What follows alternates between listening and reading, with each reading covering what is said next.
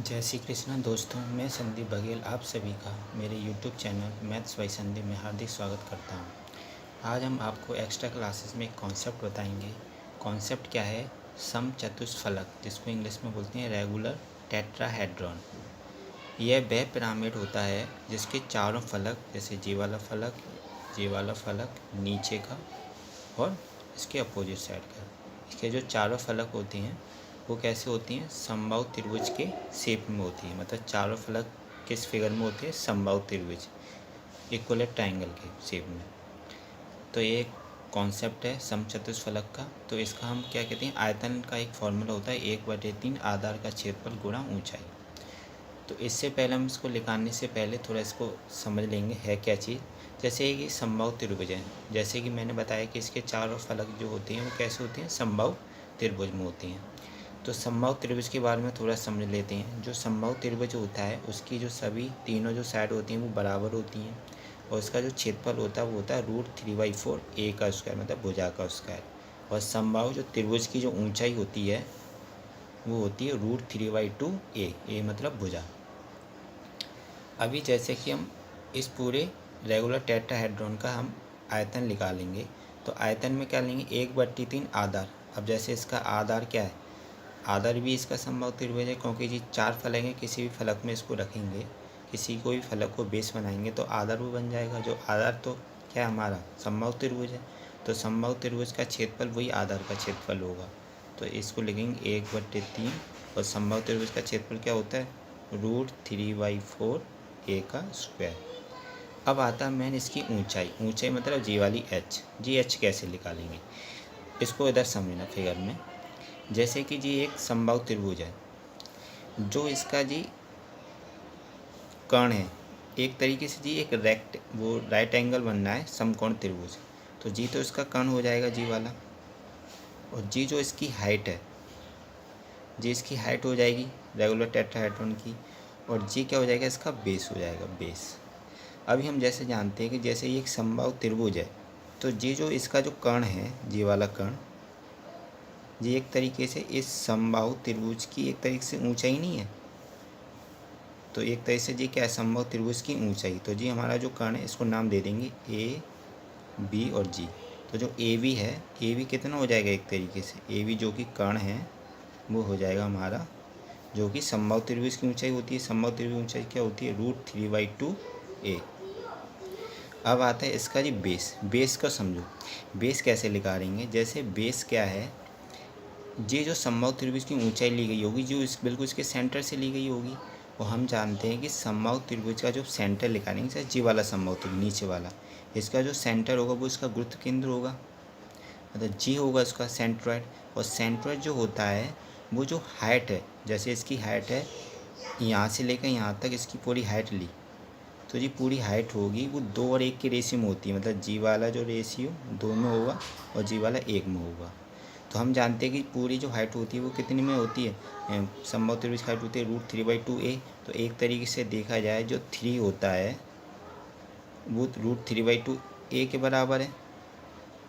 तो इसका जो 1 होगा, मतलब बी से जी तक की जो रेशियो वो 1 का रेशियो है, और जी से के मान लो इसको, जी से के का रेशियो 2 है। तो 3 जब रेशियो √3/2 a के बराबर है तो 1 का रेशियो कितने के बराबर होगा? तो √3/2 a/3। तो इधर 3 आ जाएगा, तो √3 से जी √3 बार कट जाएगा, तो जी क्या आ जाएगा? a/2√3। तो जी हमारा वी जी कितना आ जाएगा? वी जी आ जाएगा जो कि आधार है, वो आ जाएगा a/2√3।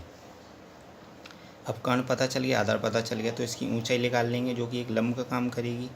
तो हम ए जी बराबर क्या हो जाएगा? ए जी बराबर हो जाएगा कर्ण का स्क्वायर माइनस आधार का स्क्वायर। तो कर्ण का √3/2 a, तो इसका स्क्वायर करेंगे तो 3/4 a², और इसका स्क्वायर करेंगे a/2√3 जो कि हमने आधार निकाला है। तो इसका स्क्वायर करेंगे तो a का स्क्वायर a², 2 का स्क्वायर 4 और जी 3। अब इसका हम क्या ले लेंगे? 3/4 a², तो इसमें से a² तो बाहर आ जाएगा, तो 12 का a बचेगा। अंदर क्या बचा? 3/4 माइनस के 1/12, तो इसको सॉल्व करेंगे तो इधर एलसीएम आ जाएगा 12।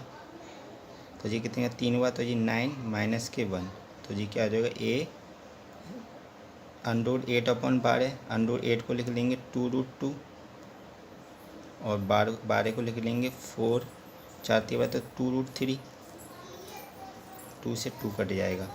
तो इसका एक तरीके से जो हाइट आई वो कितनी आई, a √2 और 3, तो √2/3 a आ गई। तो उसकी ऊंचाई क्या आ गई, उसकी ऊंचाई आ गई a √2/3। तो मेन चीज़ थी इसकी ऊंचाई निकालना। और जो आयतन होता है जैसे कि समचतुष्फल क्या होता है, एक तरीके से प्रिज्म के आकार में होता है, एक तरह से शंकु का हमें पता है आयतन क्या होता है, 1/3 πr²h। πr² क्या होता है, उसका बेस होता है, बेस जो कि शंकु का गोलाकार होता है, इसलिए वृत्त का क्षेत्रफल निकालते हैं। वृत्त का क्षेत्रफल होता है πr², और h होती है इसकी ऊंचाई।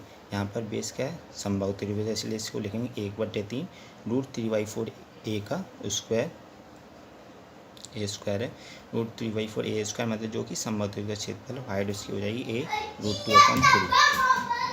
इसको सॉल्व करेंगे 1/3 √3/4 a² गुना a, इसको √2/√3 कर लेंगे